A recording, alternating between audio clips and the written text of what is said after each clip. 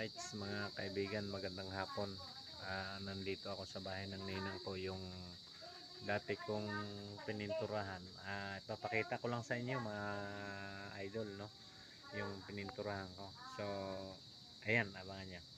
Ipapakita ko sa inyo yung style ng kanyang bahay, na yung marami naman yung mga style na sinasabi na marble design or marble effect.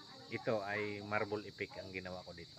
Ito mga kaibigan, papakita ko sa inyo. Nandito ako ngayon sa bahay ng ninang ko. Ito mga idol, no, yung walling na ginawa ko sa terrace nila. Ayan, kung makikita nyo, yun ay mild lang yung mga kulay niya, pero napakaganda naman para sa akin. Iwan ko lang sa inyo mga idol. Ayan, ayan mga idol, no, ayan, ayan, papakita ko sa inyo.